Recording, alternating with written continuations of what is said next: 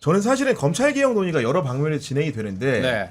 실제로 그러니까 최근에 나왔던 보도를 보면서 다시 한번 검찰개혁이 필요하다고 느꼈던 거는 제가 지난 방송에서도 가장 키는 전관예우라는 말씀을 드렸는데 이거는 뭐 그 여야 불문하고의 문제입니다. 아니나 다를까 통일교 한하차 총재가 이제 변호인단을 이제 꾸리고 법률 자문단을 꾸렸는데 이름 하나하나가 대단합니다. 일단은 야 정말로 민정수석에서 본인 과실로 물러난 지가 얼마 됐다고. 네.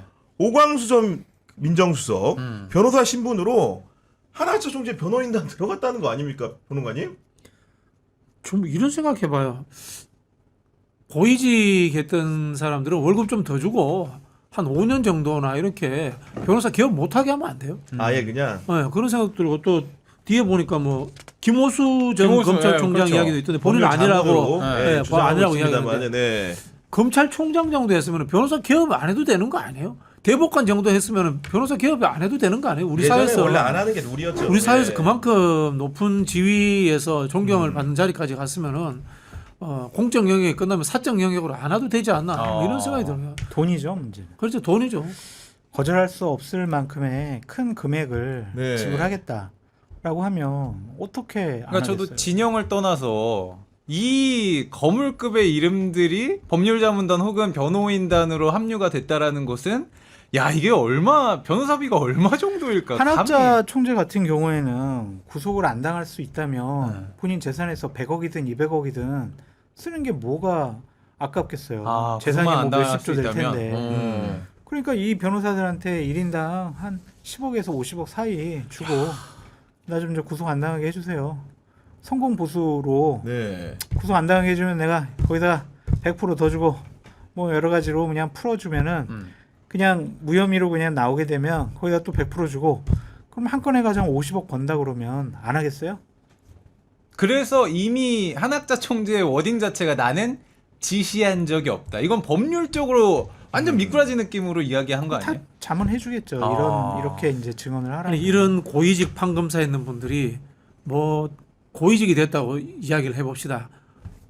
글 잘 쓰겠어요? 판결문을 잘 쓰겠어요? 아니면 법리 해석 잘하겠어요? 전화를 아니죠. 잘하지. 그렇죠. 인간관계잖아요. 아, 뭐 인간관계는 전부 다 나야. 전관이에요. 나야 오광수. 아. 어? 전부 전관이에요. 그럼 이분들은 저는 개업 안 하는 게 맞다고 봐요. 그러니까요. 사실은 게다가 이제 오광수 수석 같은 경우에는 아까도 이제 거듭 강조드립니다만은 이재명 정부에서 처음 민정수석에 이제 임명이 됐던 분이고 그것도 이제 그 이재명 정부에서 업무를 잘못해서 물러난 게 아니고 본인이 검찰 재직 시절에 차명 부동산 문제, 차명 대출 문제 이런 것들이 언론에 보도되면서 물러난 분인데 최소한 네. 그 일말의 양심이란 게 있다고 한다면은 이재명 정부의 그 쉽게 성공을 응원한다고 한다면은 이런 식으로 어떻게 보면 전 정부의 잘못된 부분들을 아, 해집는 너무하지. 특검의 변호사가 되겠다고 자처하는 일은 없어야 되는 거 아니겠습니까 이게. 그렇죠. 염치라는 것이 땅에 떨어진 것이 아닌가. 그러니까 돈이에요, 돈. 다 뭐든지 그냥 네. 결론은 돈이에요. 돈 많이 주니까 한 거예요.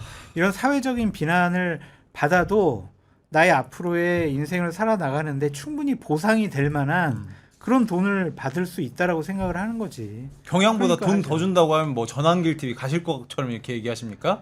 근데 거기서 만약 한 번 출연하는데 네. 2천만 원씩 준다 그러면 가죠.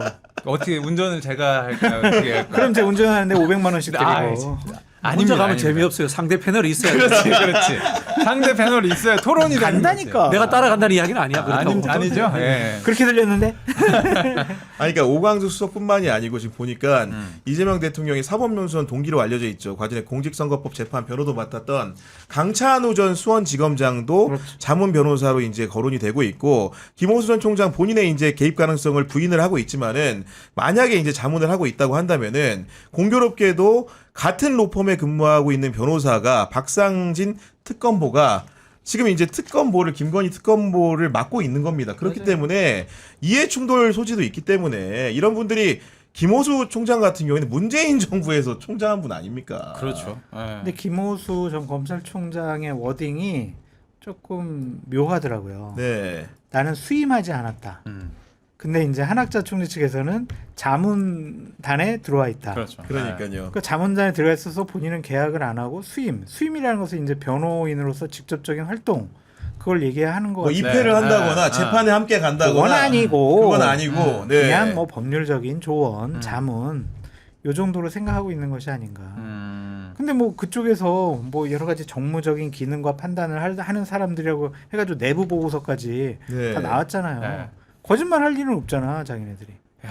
그러니까 참 해도 좀 너무한다. 씁쓸하죠. 진짜 아니, 씁쓸하다. 그러니까요. 저는 그러니까 지난번에 그 이문정 지검장의 오적 발언을 두고서도 정무적으로 옳은 판단이네 많이 얘기는 있었지만은 결국 이제 중대범죄수사청의 소재 문제 이런 부분들이 약간 뭔가 급물살을 탄 것처럼 이 이재명 문재인 정부 때 그 고위직에 올랐거나 관련된 분들이 이렇게 전관 변호사로 등장하는 모습을 보면서 많은 분들이 검찰이라는 데가 뭔가 수술이 좀 필요하다. 이런 분들을 선임하는 데 다 이유가 있지 않겠습니까? 검사들한테 CR이 먹히니까 하는 걸 거 아니에요. 그런 부분들을 다시 생각하는 계기가 돼서 뭔가 불쏘시개 요소가 될 수도 있겠다. 이런 생각도 좀 들었습니다. 아니 뭐 윤석열도 문재인 정부의 검찰총장이었는데 그렇죠. 그러니까요. 결국은 네. 이거는 뭐 민주당 정권이냐 국민의힘 정권이냐의 문제가 아니라 그렇죠. 네. 검찰이는 조직의 그 썩어 빠진 행태다라고 이렇게 판단을 하고 검찰 조직이 메스를 내야죠. 이럴 거예요. 그냥 검찰 전체적으로 그걸 문제라고 봐야 될까라는 생각이 좀 들고 이제 소환 조사를 당할 뭐 그럴 입장에 있는 사람들은 네. 저 특검들하고 특별하게 인연이 있거나 좀 찾고 싶죠, 영향력이 당연히. 있는 사람들이 네. 누구냐라고 막 탐문했을 거 아니에요. 그렇겠죠. 그런데 결론적으로 보면 이제 오광석이나 김호수나 강찬호나 이런 사람들이 현재 특검보라든지 특검과 상당히 좀 예전에 절친이었다, 아, 잘 지냈다, 네. 은혜를 베풀었다, 밑에 대고 이랬다. 네. 뭐 이렇게 되면 영향력 발휘할 수 있다라고 생각하지 않겠어요? 네. 제가 이런 경험이 있어요. 제가 한 10몇 년 전 일인데 네. 그래서 제 친한 친구가 이제 특정한 기업의 대관 담당이었어. 오. 그 자기네 사장이 이번에 다른 상임위에 이제 증인 채택이 됐다는 거예요.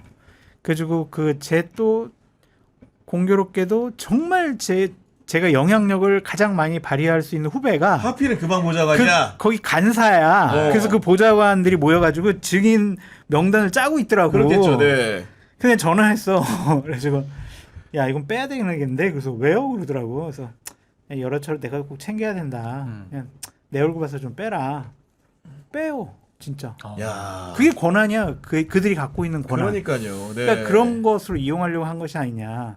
저는 돈 받지 않고요. 그냥 저녁에 소고기 한번 얻어먹고. 그것도 향응입니다. 소고기. 소고기 향응입니다. 아니 김영란법 이전에. 아, 이전에? 10수년 전에. 알겠습니다. 아, 오늘 20년 전에 네. 오늘 클립 하나 나왔네요. 뭐라고? 마감하고 싶습니다. 장성철 정관 예우 받은 썰 푼다. 아, 오케이. 그거 하나 나왔네요. 아니 그런 게 있어요 진짜. 네. 그러면 솔직히 그 친구는 저한테 상당히 은혜를 많이 받은 친구거든. 제가 아니 챙겨주고 그랬겠죠 애껴주고. 당연히. 네. 말을 안 들을 수가 없어. 그 바닥에서 생활을 계속 하려면. 그러니까. 그러니까 이것도 마찬가지가 아니겠느냐 그런 생각이 들어요. 근데 사안을 봐서 판단을 했겠죠. 이게 빼도 될 만한 사람인 건지. 맞아요. 아니면 장선 선배가 야, 또 아무나 했겠습니까? 그건 아니라고 생각을 하는 것이고 그리고 이제 특검 상황들 그리고 내란 재판 상황들에 대해서 많은 우려들이 존재하는데 실제로 지금 국회 법사위에서 추진 중인 법률을 보게 되면은 전 이건 꼭 해야 된다고 생각을 했어요. 네. 뭐요? 왜냐면 내란은 기본적으로 사건 처리 과정을 사초를 쓴다는 심정으로 처리를 해야 되기 때문에 수사 상황도 명명백백하게 밝혀야 되는 것이고 재판 과정도 온 국민이 알 권리를 충족을 시켜야 되는데 지금 특검 법안 관련된 개정안이 통과가 되면 본회의를 통과하게 되면은 우리가 직위원 재판부가 진행하는 재판을 중계로 볼 수 있다고 합니다. 평론가님. 잘 된 거 아닙니까 이거는? 뭐 당연히 그렇게 해야죠. 네. 지금 직위원 재판부가 또 잘못하는 것 중에 하나가 윤석열을 계속 골석 재판하고 있어요. 아니 그러니까요. 네, 이게 물론 뭐 안 나오겠다는데 어떻게 하겠습니까만은 직위원 재판부는 최대한 끌어내기 위해서 노력을 해야 됩니다. 그것도 사실은 재판 과정에서의 절차적인 과정이에요. 그걸 제대로 안 하고 있기 때문에 직위원을 계속해서 의심하는 거고, 그리고 일각에서 나오는 특별재판부 이야기도 저는 직위원 재판부를 교체하기 위한 하나의 지렛대로서 나오고 있지 않나라는 압박카드 생각도 정도? 듭니다. 네. 네. 실질적으로 그럴 생각은 없고. 하여튼 뭐 이중성이 있는 것 같아요. 네. 뭐 제가 봐서. 근데 내란 재판부를 하는 게 맞나라는 좀 생각이 듭니다. 그러니까 특별 재판부를 하는 게 맞는가? 네. 지금은 법과제도가 지금 몇십 년 동안 완비가 되어 있는 상황이거든요. 그러니까 예전에 반민특위라든지 3.15 부정선거를 뭐 밝혀내기 위해서 또 제대로 징벌하기 위해서 당시에는 특별 재판부를 설치했는데 그때는 법치라든지 제도에 의한 통치가 아니었고요. 인치가 그러니까 사람들 그 최고 권력자들 마음대로 재판이 이루어지는 경우가 많았기 때문에 네. 그때는 독립적인 특별 재판부가 필요했다고 생각이 들거든요. 근데 이제는 과연 그것이 필요할까 그 그런 정도 생각이 들어요. 사법부가 네, 예를 들면 그러니까 예를 네. 들면은 윤석열 정권 시절에 자꾸 이제 이재명 당시 대표에 대해서 구속영장도 기각하고 여러 가지 재판도 질질 끌어지고 뭐 판결도 안 나오고 하니까 대장동 사건과 관련해서 특별 재판부를 만들겠다. 네. 국민의힘에서 그렇게 하면은 민주당은 어떻게 생각을 하겠냐고요.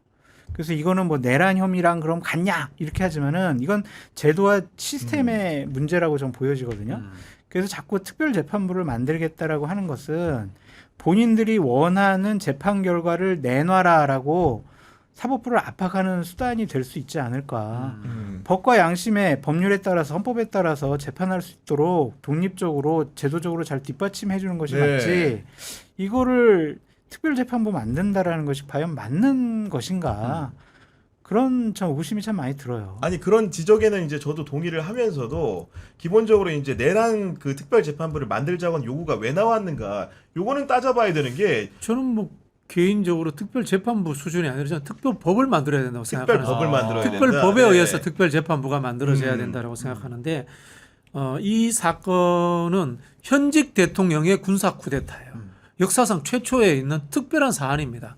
그리고 이 피의자들이 대통령과 영분이라는 특별한 지위를 누렸다는 사람들이기 때문에 저는 특별법에 의해서 일반 특검법 수준이 아니라 거기에서 공소시효라든가 수사의 범위를 한계 짓지 말고 완벽하게 파헤쳐야지 된다라는 생각이 들고요.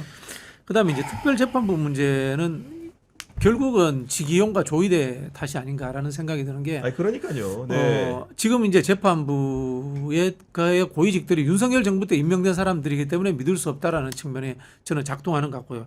그러면은 아까 말씀하신 것처럼 우리 장성철 소장님 이야기처럼 특별한 결과를 원하는 것이냐? 저는 그렇지는 않다고 봐요. 특별한 결과가 아니라 과정의 정확함이라고 봐요. 과정이 정확. 결과는 어떻게 나올지는 알 수 없고 그런 부분에서 저는 특별재판부 역시 판사들이 하는 거잖아요. 그죠? 현직 판사들이 하는 거기 때문에 그런 부분에 대해서 저는 특별법에 의한 특별재판부도 검토해 봐야 된다라는 생각이 들고 다만 여기에서 제가 하나 제안 드리고 싶은 거는 특별재판부를 구성할 때는 광범위한 비토권이 주어져야 된다고 봐요. 아 비토권이 뭐에 예를 들자면은 민주당에서 누구를 추천을 했다. 근데 국민의힘이 봤을 때 저 사람은 전환길 위의 사람이다. 민주당의 전환길다. 그러면 비토할 수 있는 거야. 누구를 추천하는 것이 중요한 것이 아니라 네. 비토권이 완벽하게 주어져야지만이 저는 절차적 정당성과 그다음에 결과가 났을 때 모두가 다 수용할 수 있지 않을까 그런 생각이 들어요. 근데 시점과 그 재판부의 법관을 추천하는 현재 규정은 상당히 문제가 있어 보입니다. 내란특별법은 작년 12월 달에 민주당에서 그냥 당론으로 특별법 만들겠다라고 했고 거기 안에 내란특별재판부 설치하는 것이 있거든요. 네. 근데 지금까지는 가만히 있다가 한덕수 전 총리 구속영장이 기각되니까 이런 재판부 못 믿겠어. 이런 판사 못 믿겠어. 그러니까 특별재판부 만들어야 돼. 이렇게 나온 거잖아요.